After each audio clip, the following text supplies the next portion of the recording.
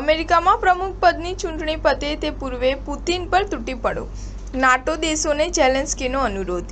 મૂળભૂત રીતે વિતેલા વર્ષોના સોવિયેત સંઘ સામે રચાયેલા 3 લશ્કરી જૂથો નાટો, સેન્ટો અને સીટો પૈકી અત્યારે બાકી રહેલા માત્ર નાટોની રચનાની 75મી જયંતિ નિમિત્તે નાટો દેશોની અહીં યોજાયેલી શિખર પરિષદમાં આવી પહોંચેલા યુક્રેનના પ્રમુખ વ્લાદિમીર ઝેલેન્સ્કીએ નાટો દેશોને તત્કાળ પુતિન પર તૂટી પડવાનો અનુરોધ કરતા જણાવ્યું હતું કે આ માટે વિશ્વે અમેરિકાની પ્રમુખ પદની ચૂંટણી પતે ત્યાં સુધી રાહ જોવાની જરૂર નથી.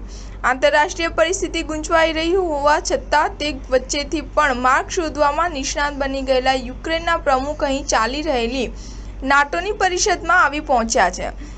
તેઓ યુક્રેનને નાટો દેશોના સભ્ય બનાવવા આગ્રહ કરી રહ્યા છે, પરંતુ અમેરિકા સહિત આ નોર્થ એટલાન્ટિક ટ્રીટી ઓર્ગેનાઇઝેશનના તમામ સભ્ય દેશો યુક્રેનને તેનું સભ્ય બનાવવાની ઉતાવળ કરવા માંગતા નથી. આ માટે કારણ સીધું અને સાદું છે. નાટો દેશો પૈકી કોઈ પણ દેશ ઉપર આક્રમણ થાય તો અન્ય તમામ દેશોએ તે આક્રમણ તેમની ઉપર જ થયું છે તેમ માની યુદ્ધમાં જોડાવું પડે. જો આમ થાય તો પરિણામે વિશ્વ ત્રીજું યુદ્ધ જોઈ શકે છે. તે માટે યુક્રેનને નાટોનું સભ્ય બનાવવા અમેરિકા સહિત નાટોના અન્ય તમામ દેશો તૈયાર ન જ હોય તે સહજ છે. ટ્રમ્પ સામે યોજાયેલી ડિબેટમાં પ્રમુખ જો બાઇડેન નબળા દેખાવ પછી હજી પણ બાઇડેન વિશ્વ મંચ પર પોતે સમર્થ છે તેવું દર્શાવવા માંગે છે, તો બીજી તરફ ટ્રમ્પે તે ચર્ચામાં મેદાન મારી દીધું છે. છેલ્લા પ્રી પોલ સર્વેમાં ડોનાલ્ડ ટ્રમ્પ જો બાઇડેનથી ઘણા આગળ છે.